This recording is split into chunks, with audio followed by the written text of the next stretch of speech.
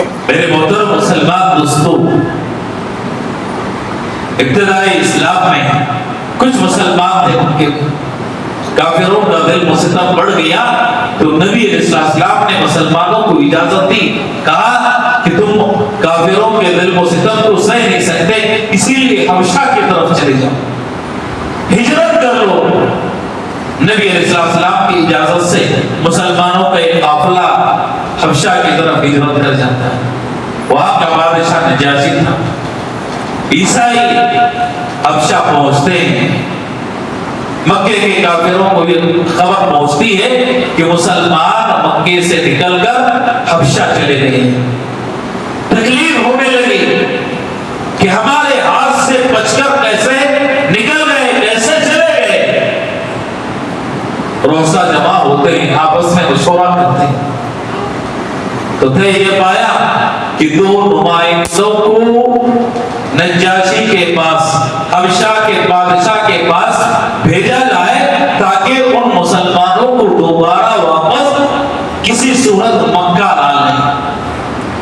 دو نمائندے حبشہ کے بادشاہ نجاشی کے دربار میں پہنچتے ہیں اور کہتے ہیں کہ بادشاہ، ہمارے پاس سے کچھ لوگ آپ کے ملک میں داخل ہوئے ہیں، ہم ان کی واپسی کا مطالبہ لے کر آپ کے پاس آئے ہیں، برائے مہربانی انہیں واپس کر دیجیے، انہیں مکہ بھیج دیجیے۔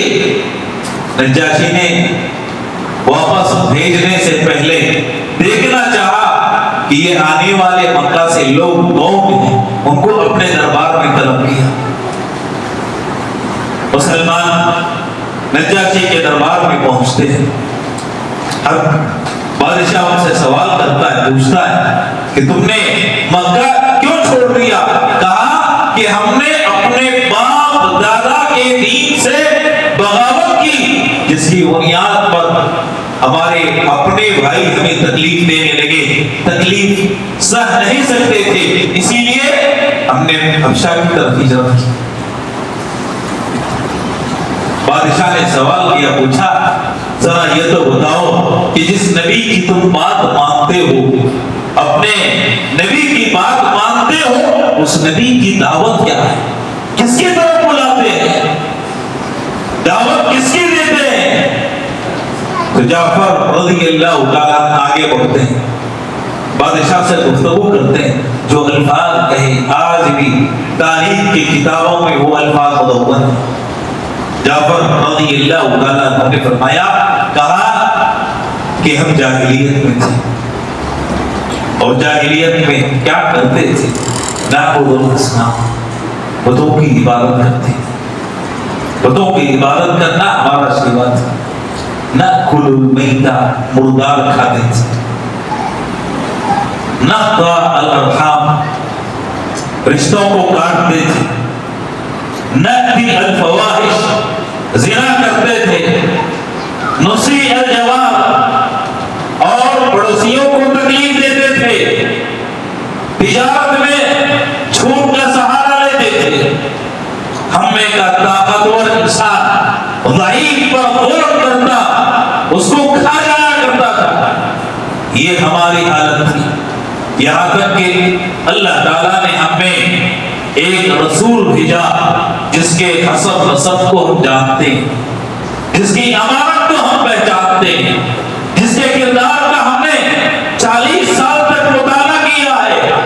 اللہ نے ہمارے اپنے قبیلے میں سے، اپنے میں سے ایک رسول مبعوث کیا، کس کی طرف دعوت دیتے تھے؟ بتوں کی عبادت سے منع کرتے، بتوں کی عبادت سے منع کرتے، زنا سے روکتے، مردار کھانے سے روکتے، پڑوسیوں کو تکلیف دینے سے روکتے، کمزوروں کو ستانے اور ان پر ظلم کرنے سے منع کرتے، ماں باپ کے ساتھ حسن سلوک کا حکم دیتے، بڑوں کی عزت اور ان کی تکریم کرنے کا آپ حکم دیتے، بچوں پر شفقت کے ساتھ پیش آنے کا آپ حکم دیتے۔ ان چیزوں کا نبی علیہ السلام نے ہمیں حکم دیا، ہم ایمان لائے، نبی مان لیا۔ آپ کی رسالت پر ایمان لانے کے بعد انہوں نے ہمیں مکے میں تکلیف دینا شروع کیا، اس تکلیف سے بچنے کے لیے ہم آپ کے ملک میں داخل ہوئے۔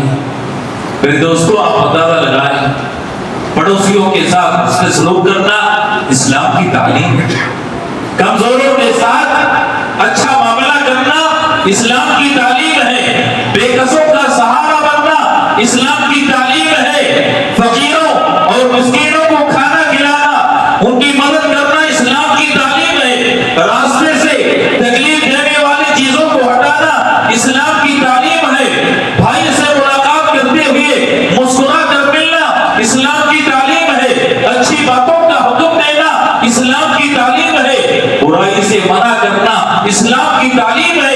یہ دین انسان کو انسان بنانا چاہتا ہے، اچھے اخلاق سکھاتا ہے۔ پیارے رسول صلی اللہ علیہ وسلم نے کبھی اپنی زندگی میں کسی کو تکلیف نہیں دی، آپ نے کسی پہ ظلم نہیں کیا، اور جس کے ساتھ بھی آپ نے معاملہ کیا بہترین اخلاق کا معاملہ کیا۔